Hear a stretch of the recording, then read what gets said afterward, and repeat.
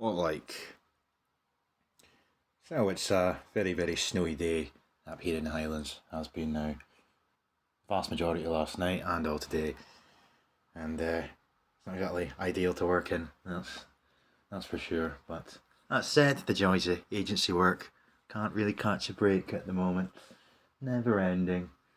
Nonetheless, came across this article earlier on the day, as I rejoined Telegram for the first time since like Saturday night or something. Delete it off my phone.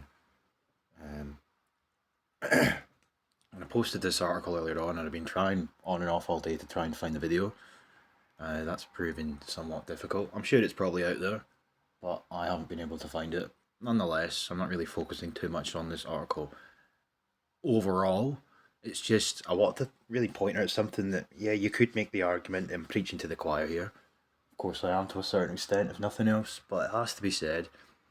Like, politicians, what really pisses me off, imagine my shock, something pisses me off on this channel. What really pisses me off about politicians is the fact that they sort of LARP and they pretend that they're speaking on your behalf, you know?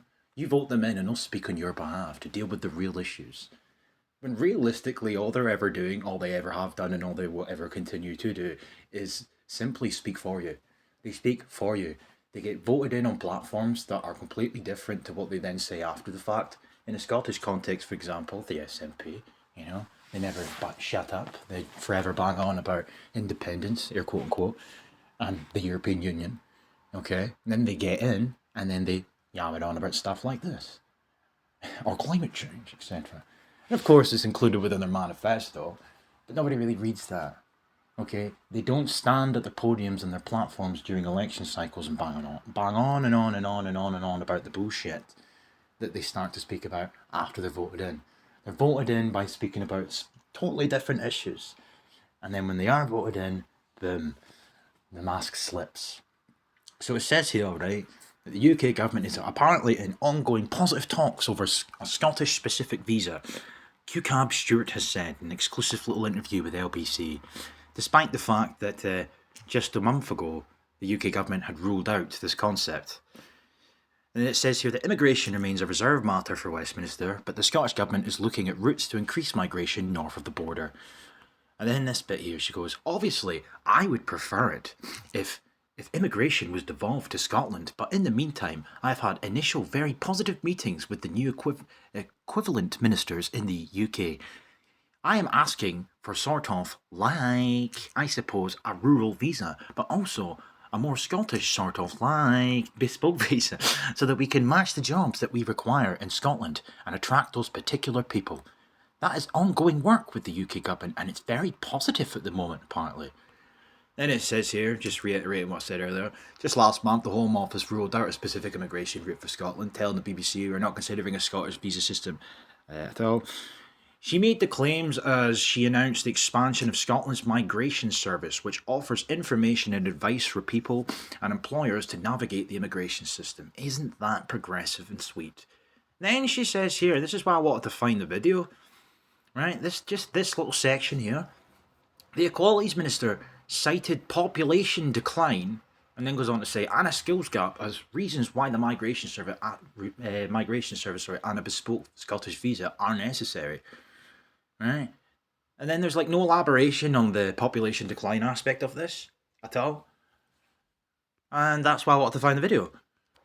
On the actual website that you can find in the Scottish Government's website via hyperlink, this migration service for employers and investors.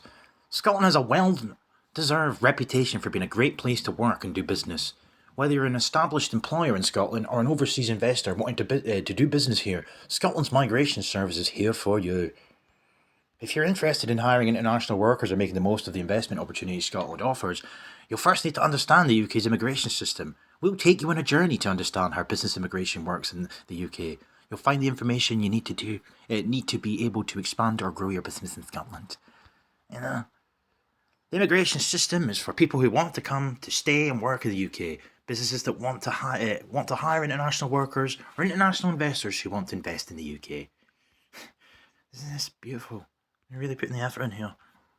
And then obviously on the Scottish Government's website Scotland's migration service has been expanded, and it's saying here that the service will support newcomers to settle in Scotland, help more people and employers to navigate the immigration system, and attract more working age people to Scotland, helping address skills shortages and curb population decline. It's this population decline aspect of it, though, I just really want to focus on here before I end this video. Population decline.